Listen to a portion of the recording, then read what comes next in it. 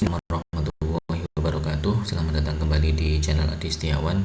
Kali ini kita akan mereview salah satu Linux populer, yaitu Ubuntu 20.10 Groovy Gorilla, yang mana pada saat saya review ini Ubuntu 20.10 masih versi beta dan akan dirilis secara resmi pada tanggal 22 Oktober tahun 2020. Dan Ubuntu merupakan salah satu Linux yang populer bahkan oleh perusahaannya sendiri, yaitu Canonical. Ubuntu diklaim menjadi Linux yang dipilih oleh para developer. Menurut data yang mereka punya dari tahun 2014 dan 2016 ini, di antara sekian distribusi Linux, Ubuntu memiliki persentase penggunaan 17%, jauh di atas Debian, Fedora, dan Mint yang ada di kisaran 3 atau 2%. Dan mengapa Ubuntu menjadi pilihan developer? Karena secara teknologi Ubuntu ini sangat mendukung pengembangan teknologi pemrograman yang baru, sehingga jika kita ingin melakukan instalasi teknologi pemrograman, bisa dikatakan yang terbaru pun pasti akan cocok diinstal di Ubuntu. Jadi mungkin itu alasan utama kenapa developer memilih menggunakan Ubuntu. Meskipun kembali lagi itu masalah selera masing-masing. Tentu ketika saya mengatakan Ubuntu untuk developer atau untuk programmer, Anda yang memiliki preferensi seperti Arch Linux atau Linux Mint itu juga bisa mengklaim bahwa baik Arch maupun Linux Mint juga cocok untuk developer. Baik, secara popularitas sendiri, Ubuntu di 6 bulan terakhir ini posisinya ada di peringkat 4 dari 100 daftar Linux yang populer yang di ranking oleh distrowatch.com. Ini peringkat keempat dan sudah berjalan sekian lama, dari tahun-tahun mereka meranking, dan Ubuntu terakhir menjadi peringkat pertama kalau tidak salah di tahun 2010. Nah, kita lihat ya, ini adalah tahun-tahun terakhir Ubuntu ada di peringkat pertama. Mereka yang membuat Linux menjadi populer kemudian harus tersalib oleh Fedora dan Linux Mint sampai akhirnya sekarang peringkat pertamanya adalah MX Linux. Dan mungkin Anda yang sudah sekian lama menggunakan Linux akan familiar dengan program Ubuntu Ship 8, di mana pada tahun 2010-an waktu itu Ubuntu dari perusahaannya Canonical membuka program pengiriman CD gratis, CD installer Ubuntu, Kubuntu, dan Xubuntu gratis dari Amerika.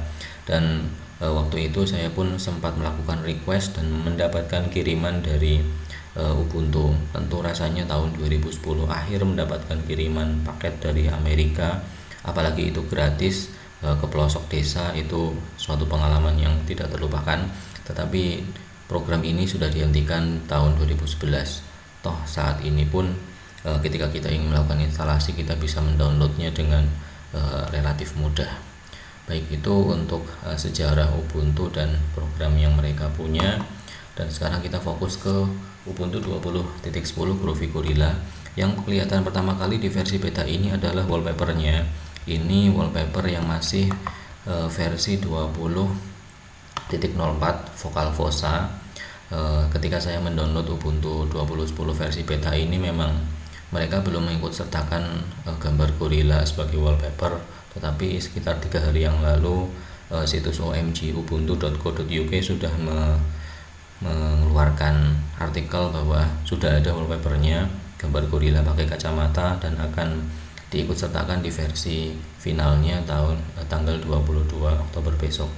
Kemudian yang berbeda dari Ubuntu 20.04 yang ada di Groovy Gorilla ini, yang pertama tentu dia membawa spek yang lebih baru, karena Ubuntu Groovy Gorilla ini termasuk kategori short term release, bukan long term release seperti yang ada di 20.04, sehingga secara GNOME version ini sudah GNOME yang baru 338. Kemudian secara kernel pun sudah membawa kernel 5.8, itu kernel 5.8. Kita coba cek di terminalnya.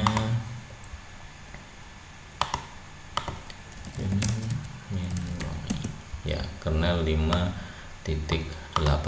Secara konsumsi memori tanpa kita membuka aplikasi apapun, konsumsi memori dengan alokasi RAM yang saya alokasikan di virtual ini sebesar 1,6 GB, memori yang digunakan sekitar 60%. Ya tentu saja ini tidak, RAM dengan ukuran sekian tidak ideal jika digunakan untuk menginstal Ubuntu di mesin secara langsung. Tentu saya merekomendasikan RAM minimal 2 GB, itu minimal sekali, rekomendasinya 4 GB. Dan kalau Anda ingin menggunakan Ubuntu untuk developing software atau sebagai programmer, maka RAM-nya ya 8 GB lebih lah kalau bisa, karena untuk konsumsi Android Studio saja itu sudah luar biasa berat. Kemudian untuk ketersediaan aplikasi bawaan secara default ini secara sekilas sama dengan yang ada di Ubuntu 20.04, tentu dengan sedikit perbedaan. Misalnya di LibreOffice yang dibawa oleh Ubuntu 20.10 ini adalah LibreOffice versi 7, berbeda dengan yang 20.04 yang masih versi 6.4 kalau tidak salah ya, jadi lebih baru. Dan secara font ya, ini adalah font bawaannya Ubuntu, dan yang ada di LibreOffice belum ada fontnya Microsoft seperti Times New Roman atau Arial, tetapi itu tidak menjadi kendala karena kita bisa melakukan instalasi font dengan perintah sudo apt install ms tt for fonts. Ya, ini jika connect internet dan di install maka akan terinstall font-font punya Microsoft seperti Arial atau Times New Roman. Kemudian seperti biasa untuk browser bawaan yang ada di Ubuntu menggunakan Mozilla Firefox, dan jika ingin menginstal Google Chrome Anda bisa menginstalnya dengan mudah, dan saya sudah ada video khusus untuk membahas cara menginstal Google Chrome di keluarga Debian seperti Ubuntu, Linux Mint, Debian, Kali Linux dan sebagainya.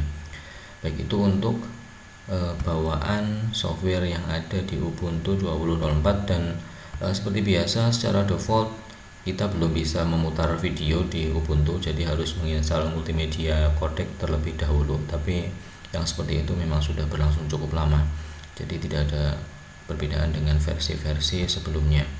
Dan yang sekarang kita coba bahas adalah dari sisi tampilan.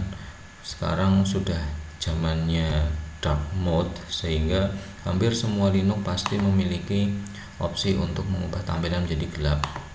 Nah, seperti ini di Ubuntu juga secara default sudah punya settingan untuk dark mode yang sudah terintegrasi dengan bagus di sistem-sistemnya, sehingga jika kita ingin mengganti tampilannya maka tanpa menutup aplikasi yang sudah terbuka pun aplikasi sudah langsung menyesuaikan. Termasuk untuk kustomisasi ikon yang ada di sebelah kiri, auto hide. Ini jika di full screen dia akan tutup sendiri. Kemudian posisi di panelnya, posisinya di bawah atau di sebelah kanan, ini bisa kita atur dengan sangat mudah tentu saja. Dan salah satu yang membuat Ubuntu di Indonesia populer adalah karena salah satu pakar open source di Indonesia, yaitu Pak Ono W. Purbo, itu di channel YouTube-nya juga selalu menggunakan Ubuntu. Jadi mungkin Anda akan lebih mudah untuk belajar dari beliau kalau sama-sama menginstal Ubuntu. Ini dari sisi tampilannya ya. Dan perlu dicatat juga untuk pengguna yang mungkin masih awal menggunakan Ubuntu, meskipun di sini kita menggunakan GNOME 338, tetapi GNOME ini sudah dikustomisasi oleh developernya Ubuntu, sehingga untuk melakukan minimize ini kita harus mengklik tombol ini, tidak bisa dengan mengklik ikonnya seperti umumnya aplikasi. Tapi itu juga bukan menjadi kendala berarti, karena salah satu hal yang pertama diinstal oleh pengguna ketika baru saja menginstal Linux di sistemnya adalah menginstal yang namanya GNOME Twix. Ya, ini bisa Anda lihat artikelnya di situs omgubuntu.co.uk. Itu. Baik, secara tampilan seperti ini cukup stabil, ya bisa dikatakan stabil karena basisnya 20.04 yang sudah ditambahi. Sekarang apa yang berbeda di sini? Yang pertama, jika Anda kemarin pernah menginstal Ubuntu 20.04, maka Anda akan menjumpai bahwa ikon untuk installnya ini sedikit berbeda. Ini sudah proper untuk ikon install, karena yang kemarin gambarnya gambar ikon yang dalam tanda kutip ambiar seperti itu. Banyak yang mengkritisi tidak cocok untuk install. Sekarang sudah seperti ini. Lalu karena Ubuntu 20.10 yang saya review ini masih beta, masih ada sejumlah bug yang menurut saya sangat terlihat. Misalnya saya klik menu kalender di atas ini, Anda perhatikan ya, kalau saya klik di wilayah yang lain, maka segitiga putih ini masih ada, dan kalau saya klik baru hilang. Tuh. Kemudian di panel sebelah kiri pun juga sama, jika saya melakukan klik kanan, nah seketikanya baru hilang dengan cara seperti itu. Kalau di desktop sama saja. Ya, harapannya yang seperti ini juga nanti hilang di versi finalnya.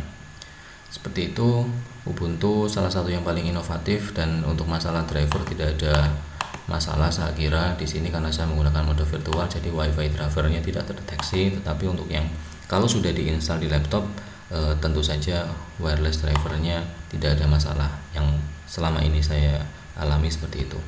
Baik, begitu saja untuk review singkat tentang Ubuntu 20.10. Nama kodenya Groovy Gorilla. Ini masih versi beta, akan dirilis 22 Oktober 2020 sekitar tanggal itu. Baik, demikian saja video ini saya cukupkan. Sampai berjumpa lagi di video berikutnya. Assalamualaikum warahmatullahi wabarakatuh.